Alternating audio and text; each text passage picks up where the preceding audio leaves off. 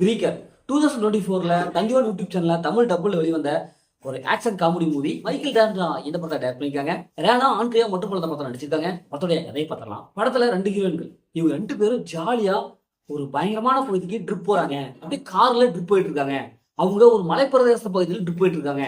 இப்போ அவங்க அப்படியே கிராஸ் பண்ணி ஒரு பெரிய ட்ரக் ஒன்று போகுது. இப்போ இவங்களும் ஓவர்டேக் எடுக்கிறாங்க. இப்போ பார்த்தா அந்த ட்ரக் டிரைவருக்கும் இவங்களுக்கும் ஒரு மிகப்பெரிய ஒரு சம்பவம் ஏற்பட்டுருது.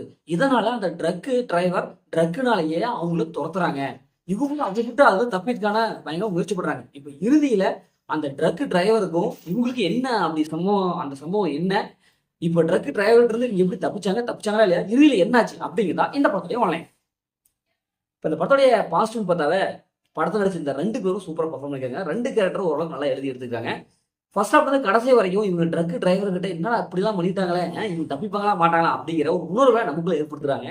இவங்க கார்ல போறது, அந்த ட்ரக் இடிக்கிறது அப்படின்னு சொல்லிட்டு ஒரு யதார்த்தமா அப்படியே அந்த சீன்ஸ் எல்லாம் கொண்டு வந்திருக்காங்க.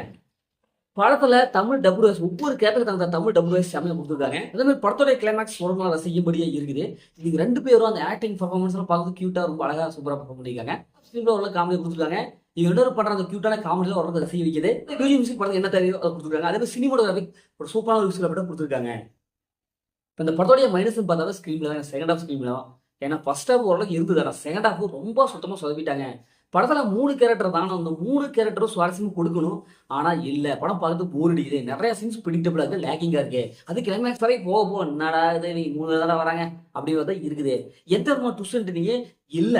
சும்மா படம் வந்து நார்மல் ஃபிளாட்டா போகுது, ஈஸியா கெஸ் பண்ணிக்கலாம். அட இதுதான்ப்பா நடக்க போகுது அப்படிங்கிறத இருக்குது.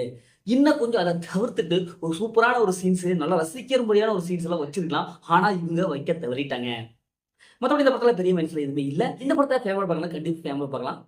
முதல்ல படம் சூப்பராக சுமாரா இருக்கான்னா இந்த படம் ஒரு ஒன் டைம் வச்சு தான் நான் சொல்றேன். ஓகே, இதே மாதிரி அடுத்த ஒரு புதிய மூவி ரிலீஸ் உங்களிடம் உங்கள் கவி பாரதி.